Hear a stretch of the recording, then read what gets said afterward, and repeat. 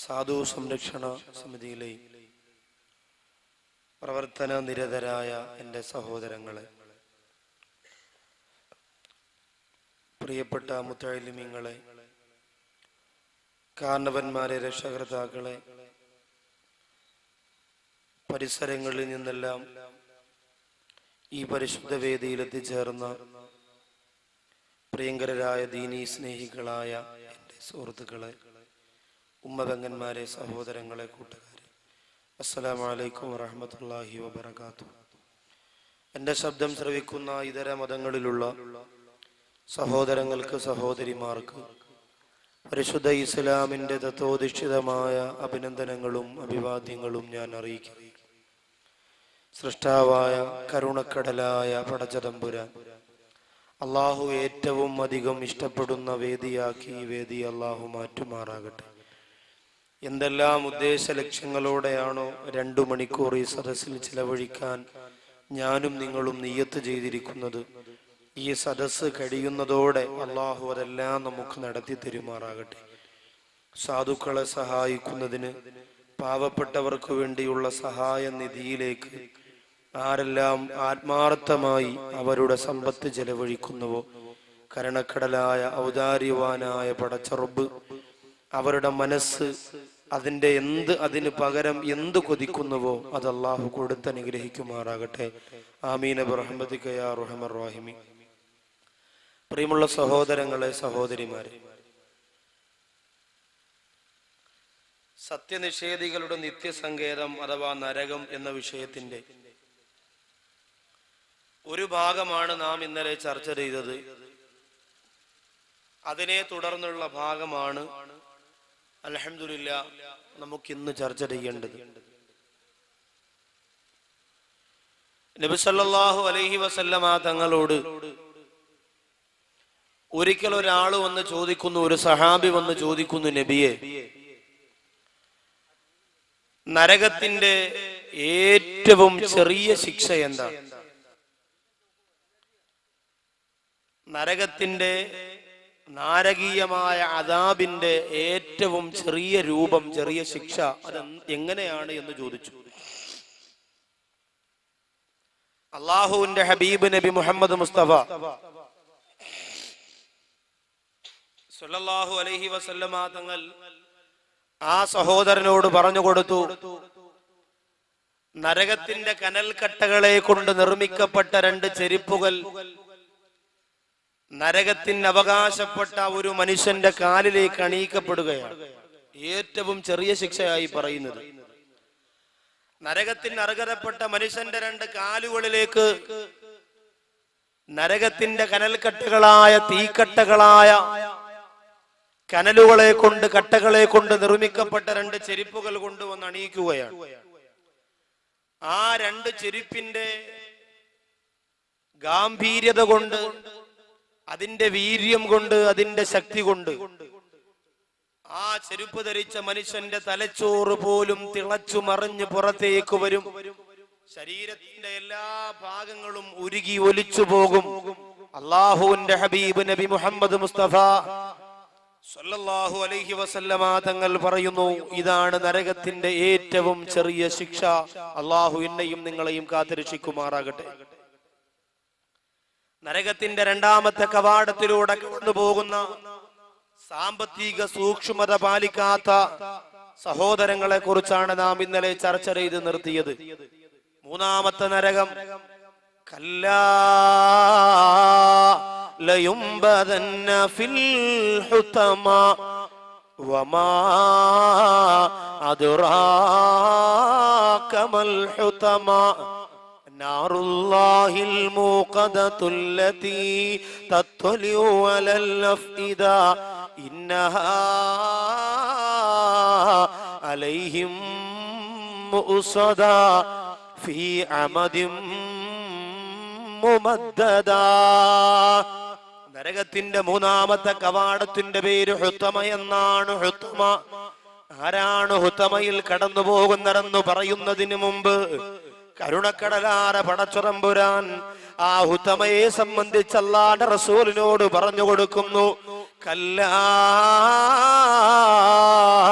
ലയുംബദന്ന ഫിൽ ഹുതമാ.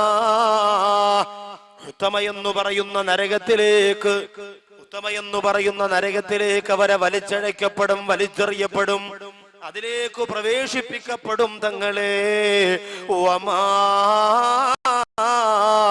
അദ്റാക മൽ ഹുതമാ.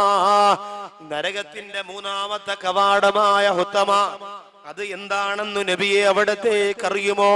ഹുതമ എന്തൊരു നരകമാ, അതിലെരിയുമേ കഥ കഴിയുമേ, എരിയും രസതത് വീണ്ടും കൂടിടും, മുറിഞ്ഞിടാതമൽ ചെയ്യണേ, അറിയണേ നരനരകമിൻ്റെ ഇടറകളെയും തുറക്കുമേ, കടക്കുമേ അതിലെരിയുമേ നിങ്ങൾ ഔവലതിൽ ജഹന്നമേ.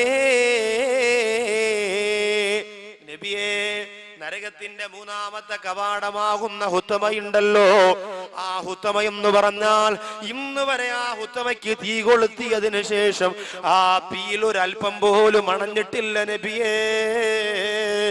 ആ തീയിൽ നിന്ന് ഒരൽപ്പം പോലും കുറഞ്ഞിട്ടില്ല.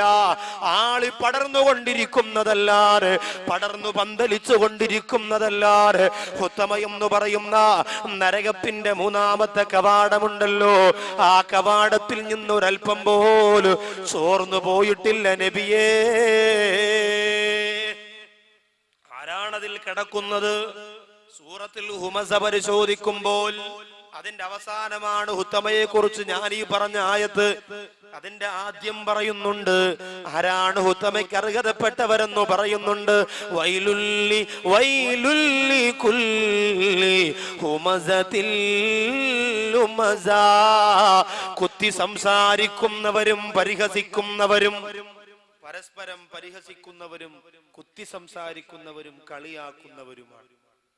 അവരാണ് ഏറ്റവും വൃത്തിഹീനമായ നരകത്തിന്റെ മൂന്നാമത്തെ കവാടത്തിലൂടെ കടന്നു പോകുന്നവർ, അഥവാ നാവിനെ സൂക്ഷിക്കാത്തവരാണ്. ഇലക്ഷനൊക്കെ വരികയാണ്. ഏതൊക്കെ മോഡലിലാണ്? നല്ല മനോഹരമായ മാപ്പിളപ്പാട്ടിന്റെ മോഡലിലാണ് രാഷ്ട്രീയ നേതാക്കന്മാർക്കെതിരെ പാട്ടെഴുതുക. ഞാന് പെരുമ്പാവൂർ ഒരു അതിന് പോയപ്പോ എടപ്പാൾ ബാബു എന്ന് പറയുന്നൊരു പാട്ടുകാരനുണ്ട്. അയാളുടെ ഒരു പാട്ട് കേട്ടു. ആ പാട്ടിനെ തിരിച്ചിട്ട് അവിടെയുള്ള ഒരു രാഷ്ട്രീയ നേതാവിനെ കുറിച്ച് പാടുന്നതും കേട്ടു. എടപ്പാൾ ബാബു ആദ്യം പാടിയ പാട്ട് വളരെ മനോഹരമായ പാട്ടാണ്. ഞാൻ എൻ്റെ റസൂലിനെ കനവിൽ കണ്ടേ, ഞാൻ എൻ്റെ നബീനെ നിനവിൽ കണ്ടേ. ഇത് മനോഹരമായ പാട്ടാണ്. പ്രവാചക പ്രേമികൾക്ക് കേട്ടുകൊണ്ടിരിക്കാൻ വലിയ രസമാണ്. ഇതിനെ തിരിച്ചിട്ടിട്ട് പാടുകയാണ്. എൻ്റെ പ്രിയപ്പെട്ടവരെ, തൊലി ഉരിഞ്ഞു പോകുന്ന രീതിയിൽ, തൊലി ഉരിഞ്ഞു പോകുന്ന രീതിയിൽ ഒരു സ്ഥാനാർത്ഥിയെ കുറിച്ച് പാടുക. നമുക്ക് ഒരു അല്പം പോലും വിശ്വാസത്തിന്റെ കണുക ഹൃദയത്തിലുണ്ടെങ്കിൽ നമ്മളൊന്നും അത് ചെയ്യരുത്. ആ നമുക്ക് ചേർന്ന പരിപാടിയല്ല. അള്ളാഹു കാക്കട്ടെ. അതുപോലെ വസാദ് പറയലും ഈബത്ത് പറയലും മറ്റുള്ളവരെ കളിയാക്കലും കുറ്റപ്പെടുത്തലും, അങ്ങനെ നാവുകൊണ്ട് അള്ളാഹു സംസാരശേഷി തന്നു എന്ന് പറഞ്ഞുകൊണ്ട് നാവ് കൊണ്ട് അനാവശ്യമായ രീതിയിലൂടെ ശബ്ദം ചെലവഴിക്കുന്ന വിഭാഗത്തിന് അള്ളാഹു കൊടുക്കുന്നത് നരകത്തിന്റെ മൂന്നാമത്തെ കവാടമാണ്. സഹോദരിമാര് ശ്രദ്ധയോടെ കേൾക്കണം. നിസ്കാരം കഴിഞ്ഞിട്ട് വളഞ്ഞിരുന്നുകൊണ്ട് സംസാരിക്കുന്നവരെ, മതിലിന്റെ പുറത്ത് നിന്ന് ഇപ്പുറത്തുള്ള സഹോദരിയെ മാടി വിളിച്ചുകൊണ്ട് നൂറുകണക്കാറ് ഫസാദ് പറയുന്നവരെ, അല്ലാഹു സുബ്ഹാനഹു വ തആല തന്ന നാവുണ്ടല്ലോ, ആ നാവ് അള്ളാന്റെ പൊരുത്തത്തിന് വേണ്ടി സംസാരിക്കാനുള്ളതാണ്. അല്ലാഹുവിന്റെ ഖുർആൻ ഓതാനുള്ളതാണ്. യാ അയ്യുഹല്ലദീന ആമനു തഖുല്ലാഹ വകുനൂ മഅസ്സാദിഖീൻ. അല്ലാഹുവിനെ നിങ്ങൾ ഭയപ്പെടുക, അല്ലാഹുവിനെ നിങ്ങൾ സൂക്ഷിക്കുക. വകുനൂ മഅസ്സാദിഖീൻ, നിങ്ങൾ സത്യസന്ധന്മാരുടെ കൂടെ ആവുകയും ചെയ്യുക. എന്റെ സഹോദരങ്ങളെ, ഞാനും നിങ്ങളും എത്ര പേരോട് നമ്മുടെ ഈ നാവ് കൊണ്ട് എത്ര പേരെ കളിയാക്കി, എത്ര പേരെ പരിഹസിച്ചു. തമാശ പറയാം, പക്ഷെ അതിന് ചില അതിർവരമ്പുകളും പരിധികളും ഉണ്ട്. നബി തങ്ങൾ തമാശ പറഞ്ഞിരുന്നു.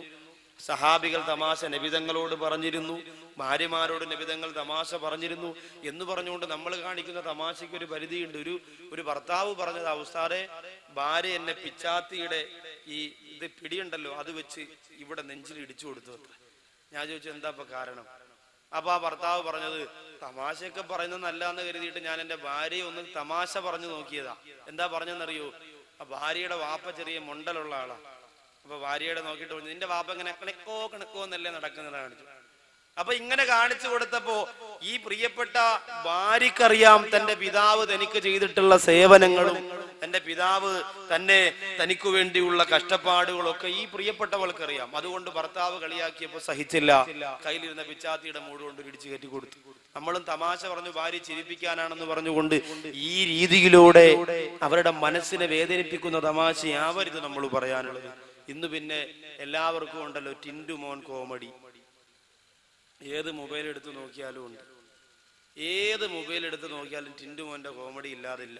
ഇതൊക്കെയാണ് നമ്മുടെ സഹോദരങ്ങൾ ആദ്യം തന്റെ 16ഉം 17ഉം വയസ്സായ പെൺകുട്ടികൾക്ക് ആദ്യം ടിൻഡു മോന്റെ കോമഡി അയച്ചു കൊടുത്തിട്ടാണ് അവസാനം അതിനകത്തൂടെ എന്തെങ്കിലും സെക്സ് വാക്കുകളൊക്കെ കയറ്റി വിടുമ്പോൾ ആ പെൺകുട്ടി തിരിച്ചതുപോലെ അയക്കുകയാണെങ്കിൽ നിങ്ങൾ വിചാരിക്കാം അപ്പൊ കുഴപ്പമില്ല, നമ്മൾ ഉദ്ദേശിച്ച ലെവലിലുള്ള ആള് തന്നെ എന്ന് പറഞ്ഞാണ് വീണ്ടും പിന്നെ പ്രണയത്തിലേക്കും അടുപ്പത്തിലേക്കൊക്കെ വരുന്നത് ടിൻഡു മോനിലൂടെയാണ്. അതുപോലെ വേറെയും ഒരുപാട് തമാശ എന്ന് നിങ്ങൾ കരുതും. രാത്രി ഇങ്ങനെ വീട്ടിൽ കിടന്നുറങ്ങുമ്പോൾ മെസ്സേജ് വരും, മെത്ത കുടഞ്ഞിട്ടാണോ കിടക്കുന്നത്, മെത്തയുടെ അടിയിൽ വിഷസർപ്പം കയറിയിരിക്കുകയാണെങ്കിൽ 1 മണിക്കാണ്. പെട്ടെന്ന് ചാടി എഴുന്നേറ്റ് മെത്ത എടുത്ത് കുടയും, മെത്തയുടെ മണ്ടേ കുഞ്ഞു കിടക്കായിരുന്നു, കുഞ്ഞു തറയിൽ വന്നു വീഴും. അതുപോലെ ഫാനോ, ഈ ഫാൻ അഴിഞ്ഞ് നിന്റെ മണ്ടയിലോട്ട് വീണാനുള്ള രംഗം ഒന്ന് ആലോചിച്ച് നോക്കിയ മെസ്സേജ് വരിക രാത്രി അപാതിരാ സമയത്ത്. ഇതൊക്കെ മനസ്സിന് വേദനിപ്പിക്കുന്ന മെസ്സേജുകളാ, അയാളെ ഉറക്കം കെടുത്തുന്ന. ഇതൊക്കെ തമാശയാണെന്ന് നമ്മൾ കരുതരുത്. ഇതൊക്കെയാണ് വലിയ തമാശ എന്നാണ് നമ്മിൽ പലരും കരുതിയിരിക്കുന്നത്. എന്റെ പ്രിയമുള്ളവരെ, ഗൗരവത്തോടെ ചിന്തിക്കണം. നല്ല നമ്മുടെ നാവ് കൊണ്ട് പറഞ്ഞ് മറ്റുള്ളവരെ ചിരിപ്പിക്കാൻ പറ്റുന്ന മനോഹരമായ തമാശകളുണ്ട്. അള്ളാന്റെ ഹബീബ്, സഹാബികൾ അതൊക്കെ നമുക്ക് പഠിപ്പിച്ചു തന്നു. അതിനപ്പുറം ഒരാളുടെ മനസ്സിനെ വേദനിപ്പിക്കുന്ന തമാശകൾ പറയാൻ പാടില്ല. അതുപോലെ കളിയാക്കലും വസാദ് പറയലും ഈവത്ത് പറയലും നാവിനെ സൂക്ഷിക്കണം. നമ്മൾ അതൊക്കെ ഒഴിവാക്കിയേ പറ്റൂ. നിസ്കരിക്കാൻ വേണ്ടി പള്ളിയിലേക്ക് പോകുന്ന പ്രിയപ്പെട്ട സഹോദരങ്ങളെ, നിസ്കാരം കഴിഞ്ഞു, മഗ്‌രിബ് നിസ്കാരം കഴിഞ്ഞു പള്ളിയുടെ ചുറ്റുവട്ടത്തിരുന്ന് കറങ്ങി നടക്കുമ്പോൾ ഇശാ നിസ്കാരത്തിന്റെ ബാങ്ക് വരെയുള്ള സമയം നാടിലുള്ള എത്രയോ കാര്യങ്ങളാണ് അവിടെ ഇരുന്നു കൊണ്ട് നിങ്ങൾ സംസാരിക്കുന്നത്.